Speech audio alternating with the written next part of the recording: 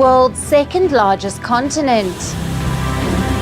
Hello, I'm Alison Lagrange. A very warm welcome from Durban, South Africa. We get you the news and the newsmakers from Africa. From elections to climate change to innovations and opportunities. As the world's attention shifts, we report from Africa, the heart of the global South. Join me every weekday live on First Post.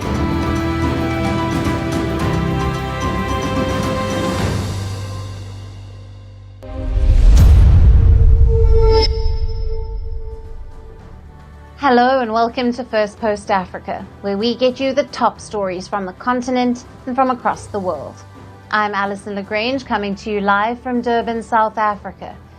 First, let's take a look at the headlines. A bridge collapses in India's western state of Gujarat, killing at least 10 people. Authorities have initiated a probe into the cause of the tragedy. Flash flooding triggered by heavy rains in the U.S. state of New Mexico sweeps away an entire house and traps dozens in homes and vehicles, killing 3 people, including 2 young children. An explosion hits a military base in the Somali capital, Mogadishu, followed by gunfire as the Al-Qaeda-linked terrorist group Al-Shabaab claims responsibility for what it describes as a suicide bomb attack. French police raid the headquarters of Marine Le Pen's National Rally Party over alleged campaign finance violations and fraud. The far-right opposition party slams the move as a new wave of harassment. And a Turkish court orders a ban on access to Elon Musk's AI chatbot Grok after the platform allegedly disseminated content insulting President Recep Tayyip Erdogan.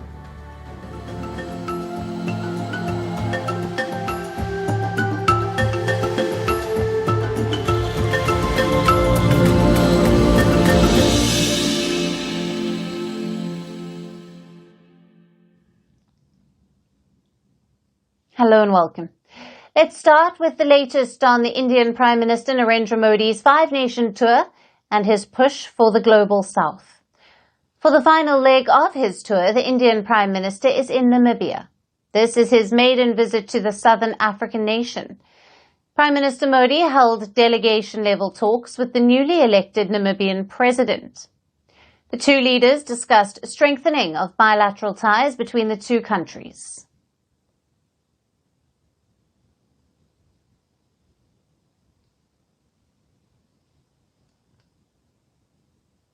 Now, ahead of his arrival in Namibia, Prime Minister Modi called the country a valued and trusted partner in Africa. Prime Minister Modi is the 3rd Indian Premier to visit Namibia after nearly 3 decades. Prime Minister Modi will also address a joint session of the Namibian Parliament. Ahead of that, he has been conferred with the highest civilian award of the country for his contributions to strengthening bilateral ties.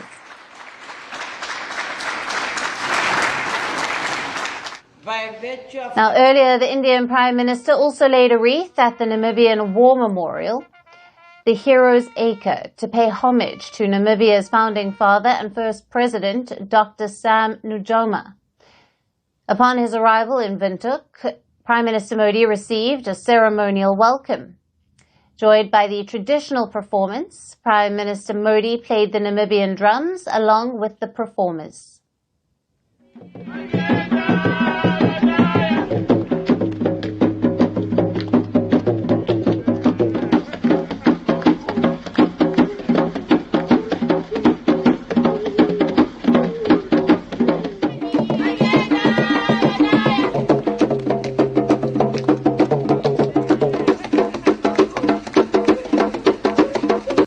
यह भारत और Namibia की अविचल दोस्ती का साक्षी है और आज इससे जुड़कर मैं बहुत गौरवान्वित महसूस कर रहा हूं। मैं इस सम्मान को नामीबिया और भारत के लोगों को उनकी निरंतर प्रगति और विकास को और हमारी अटूट मित्रता को समर्पित करता हूं। फ्रेंड्स, एक सच्चे मित्र की पहचान। He was also greeted by the Indian diaspora at his hotel, where he was welcomed with a blend of yoga.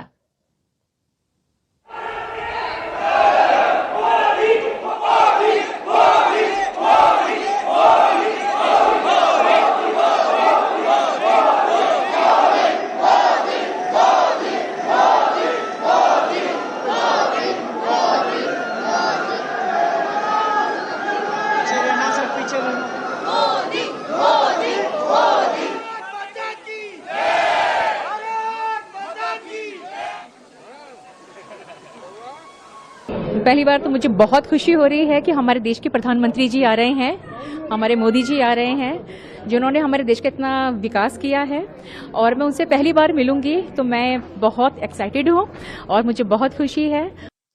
Namibia is the fifth and final stop of Prime Minister Modi's five-nation tour. Now, he commenced his trip from West African nation of Ghana.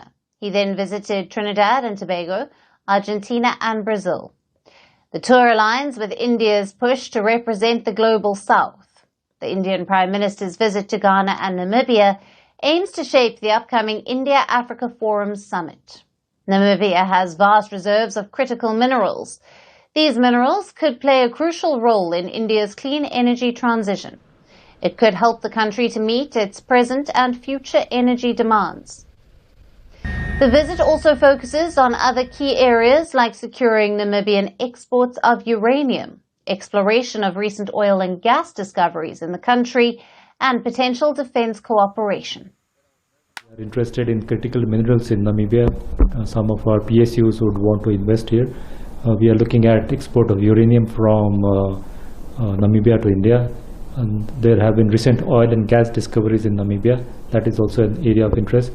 We will be discussing about defense cooperation because Namibia wants to procure defense items from India. And capacity building is one of the important pillars of India-Namibia relations. The agenda of Prime Minister Modi's visit varies from diplomacy to crucial minerals to diamonds. Now, India is reportedly eyeing a direct diamond corridor from Namibia to Surat in its western state of Gujarat. This could eventually lead to a more integrated diamond economy between Windhoek and New Delhi. Now, for more on this story, I am being joined by Trevor Kibet-Langat, a Namibian Control Risk Analyst, live from Nairobi, Kenya. Thank you for being with us.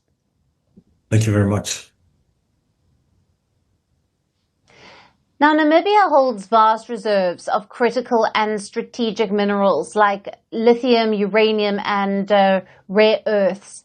How crucial is this visit for India's ambition to secure long-term access to these resources as a part of its clean energy transition strategy?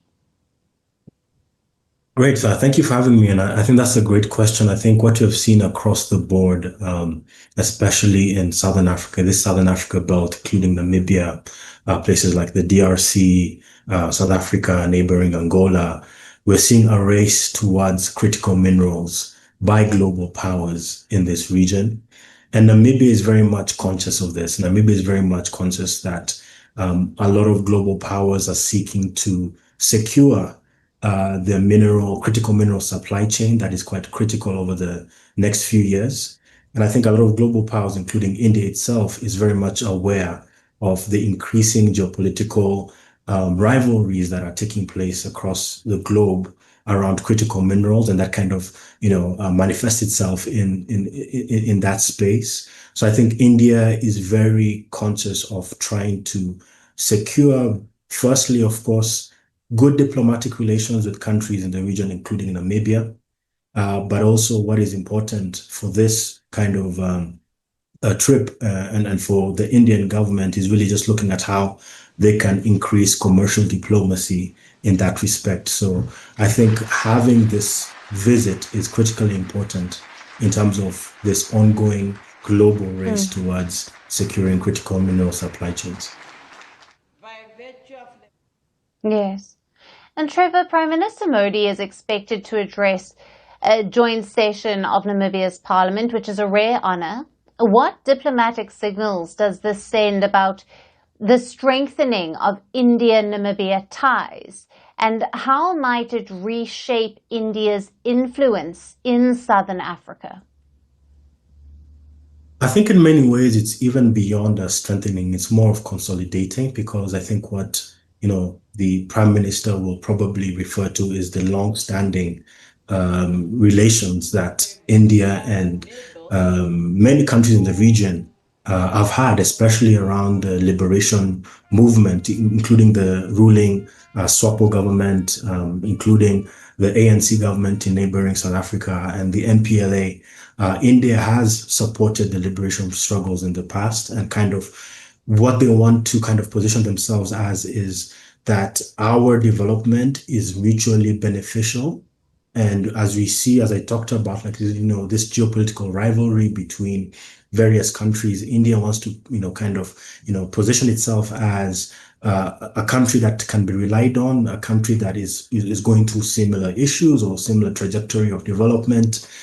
So I think India, and especially this address to the parliament, is really a great opportunity for Prime Minister Modi to kind of communicate this and really show India as a mutual trade partner, and not to see what we have probably seen in previous years with other countries, more of this kind of extractive logic towards the minerals. And one thing that I also have to kind of mention from the Namibian perspective is that they're really kind of, highlighting the need for local processing and more opportunities for local employment within the mining sector, for example, in the country. And they probably see India as kind of as a trade partner that could actually build some of these mutually beneficial economic ties. And given that this is only the third prime ministerial visit from India to Namibia in nearly 3 decades, what factors have contributed to this renewed high-level engagement now? And how does this fit into India's wider strategy in Africa amid, as you've mentioned earlier, global competition for influence on the continent? Absolutely. So the expedition of this kind of attempts to really build these connections with various African countries by the Indian government is largely economic, and India is very much well placed, as I previously said, from its historical links with countries in the region, especially around liberation movements. So that's why you see maybe we have not seen over the last few years a prioritization of that, kind of relations between the, India and other African countries, including Namibia itself. But I think what we're going to see going forward is really just an emphasis on how, countries can really emphasize, or look at, critical minerals such as lithium that is critical for, producing solar batteries. Other minerals that are also critical for producing defense or army products, that India does a lot of manufacturing as well around that. So I think there are many elements that have contributed to this, but I think the main element and the main overarching view and target for the Indian government is more commercial. And I think over the next few years, we'll see other countries do the same. And I think just to maybe give a comparison, over the last year, we have seen the Chinese foreign minister also visit Namibia itself in January, and the Namibian Minister of Foreign Affairs, Amusavi, also visited China last month. We have also seen the US-Africa Business Forum Summit that was held last month in neighboring Rwanda, in which President Nandi Ndaitwah was also part of those proceedings. So there's very much a race across the board internationally to build relations with African countries, and especially Southern African countries, around this critical minerals belt that is within the region. Trevor, thank you for being with us on Firstpost Africa. Thank you very much.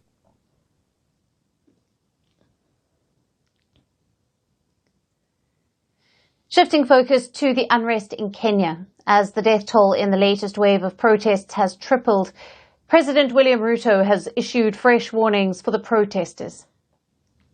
The Kenyan President William Ruto has warned against attempts to overthrow the government through unconstitutional means.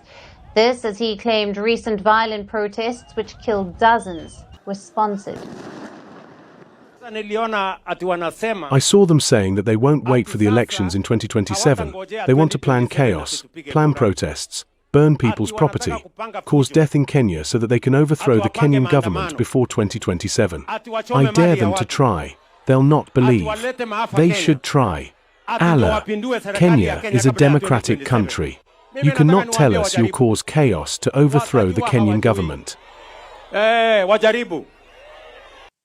Kenya's National Commission on Human Rights says 31 people have died in the latest Saba Saba demonstrations. The previous toll was 11. Saba Saba, meaning 7-7, commemorates the 7th of July, the day Kenyans first demanded a return to multi-party democracy. The protests once marked a celebration of democratic freedom, but this year they ended in bloodshed. Police opened fire on the protesters, and tear gas and water cannons were also used.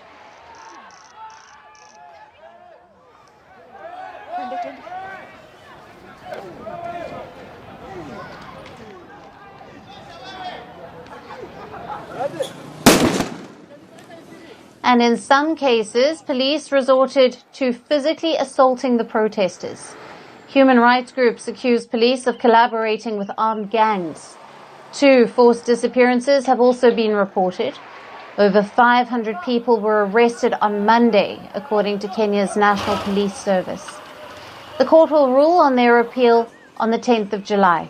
Prosecutors say 37 others will also face terrorism charges over the June protests. Now, the unrest has hit businesses and hospitals hard.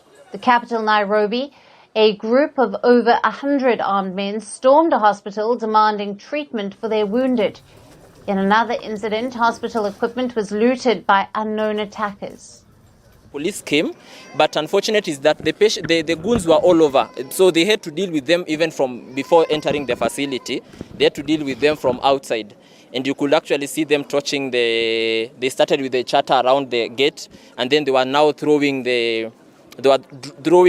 fire inside the facility near the laboratory area. Kenya has been rocked by waves of protests since last year. They are triggered by youth anger and a crumbling economy, corruption and police violence. It began with proposed tax hikes last year. Now it's a rejection of President William Ruto's government. Calls for his resignation are growing louder.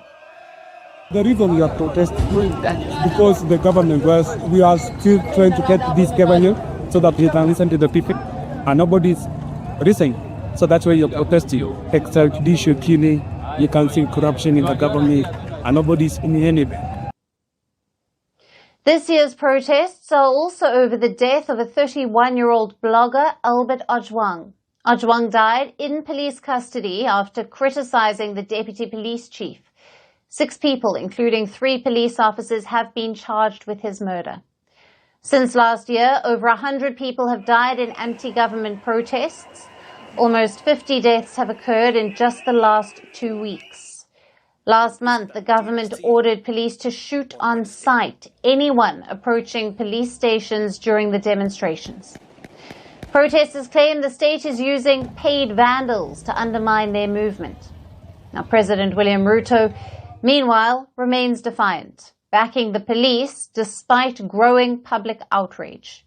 Critics accuse him of dragging Kenya back to the dark days of dictatorship. The question now is, will he heed the people's call? As the country grapples with grief and rage, Kenya stands at a crossroads, demanding justice, accountability, and a path back to peace.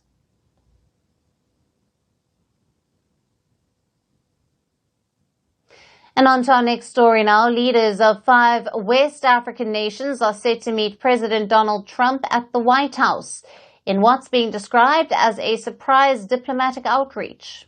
Later today, Trump will host the presidents of Liberia, Senegal, Gabon, Mauritania, and Guinea-Bissau, 5 coastal countries along Africa's Atlantic front. They are gathering for a 2-day unprecedented mini-summit. The White House has offered few details, only citing commercial opportunities as the driving agenda. According to reports, the leaders will be hosted for lunch in the state dining room. Trade, investment, and security are expected to dominate talks. Initial focus is likely to be on mineral access and investments. Trump's administration has prioritized trade deals and resource diplomacy. A recent example is the brokered peace deal between Rwanda and the DRC that gave the U.S. access to critical mineral zones. While the 5 guest nations may not match the mineral wealth of the Democratic Republic of Congo, they possess underexplored resources, including Gabon's manganese and uranium. Next on the agenda is drug trafficking and regional security. In April, Guinea-Bissau handed over 4 convicted Latin American drug traffickers to U.S. officials. The country is a key transit point for cocaine from Latin America to Europe and now to America. Then there's migration. All 5 nations lie on active migration routes. Over 20,000 Senegalese were intercepted at the U.S.-Mexico border in 2024. A 10-fold jump from 2 years earlier. And finally, strategic influence. China and Russia have been expanding rapidly across West and Central Africa. Beijing has invested heavily in infrastructure in several of these countries. Meanwhile, Moscow has deployed troops and expanded influence in the Sahel. As Trump ramps up his Africa outreach, the timing raises questions. This summit comes just days after the Trump administration celebrated the formal shutdown of USAID, calling it an end to America's charity-based model. But the impact of this move has been devastating, especially for the nations now invited to Washington. Essential U.S.-funded programs in health, maternal care, malaria, nutrition, and HIV prevention have been abruptly shuttered. In Liberia, over 40% of the national health budget came from U.S. aid. In Senegal, anti-malaria campaigns and prenatal care services have collapsed. In Gabon and Mauritania, development projects in education and youth employment have been terminated midway. Still, the leaders seem eager to reset relations. The Liberian President, Joseph Boakai, accepting the invite, said that his nation no longer wishes to be just an aid recipient and now seeks true partners in trade and investment. Gabon's president called the summit a chance to build synergies centered around industrialization. This is the first major diplomatic gesture toward Africa from Washington since Trump returned to office. But memories of his previous term linger. Trump was widely criticized for dismissing African countries and largely ignoring the continent diplomatically. And in his current term, his policies continue to stir backlash. Tensions flared after a tense meeting with South African President Cyril Ramaphosa, centered on false accusations of white genocide. Trump has reinstated and expanded his earlier travel bans, majorly affecting Africa. A recent leaked memo lists Gabon, Liberia, Mauritania, and Senegal among 36 countries under review for future travel restrictions. If enacted, their citizens could be barred from entering the United States. So, as Trump repositions America's ties with Africa, moving from aid to deals, can the summit signal a new chapter? We will bring you all the updates.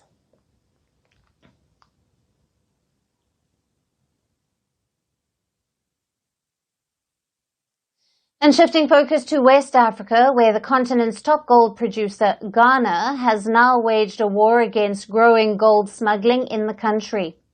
To curb illicit trading, President John Dramani Mahama has launched a task force. His task force will include police officials as well as soldiers. The initiative is the first of its kind to curtail the smuggling of gold at a national level.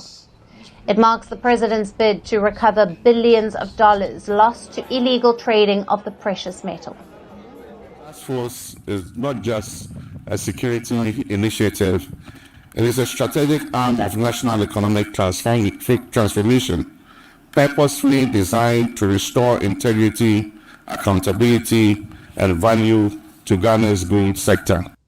Launching a stern warning for those involved in illegal exploration, President Mahama said that the violators would face a hefty fine of up to 2.4 million Ghanaian cedi, which amounts to over $230,000. Or imprisonment of 5 to 10 years, or both. The president has also announced initiatives to encourage public cooperation. Mahama said if the citizens helped the forces in seizing gold, they would get 10% of the value seized in exchange for their tips. We've provided the necessary orientation, the training, logistics, and resources for the task force you see here to be able to do their work effectively and fearlessly, no matter whose ox is God. The formation of the task force came 2 months after the country established its gold board. The body works under Ghana's finance ministry. It was launched to centralize the gold trading. The Ghana Gold Board was established to dismantle the black market economy surrounding the gold sector. And today's inauguration of the Gold Board task force signals our readiness to act decisively. The establishment of the Gold Board raised Ghana's gold exports to a record high. The president said that in the first 5 months of 2025, the Gold Board alone exported 11 tons of gold. Now, these exports were valued at $1.1 billion, while the total exports, including the small-scale sector, reached over 51 tons. The approximate value of the exported gold was $5 billion. And given the growing gold business, the country has formed a force to crack down on illegal trading. Estimated that about 600 tons of gold have been smuggled out of our country in the last 10 years. In fact, in the last 5 years alone, approximately $12 billion has left the shores of Ghana unaccounted for. Mr. President, imagine $12 billion translating into foreign exchange and supporting Ghana's reserve position. Certainly, our national currency will be stable. The Ghana government has previously launched efforts to sanitize artisanal mining, but the crackdown failed to yield results. The authorities could not curb illegal extraction or prevent revenue losses. Illegal trading has plagued the West African nation's economy, which is already reeling under weak economic growth and high inflation. In a bid to boost the country's economy, the government has launched stricter trading policy reforms. These are aimed at bringing the money back from black money, and it will be the Mahama government. Will they be able to fulfill its ambition? That remains to be seen. And that's it on the show for today. We will see you again tomorrow at the same time. Thank you for watching, and goodbye.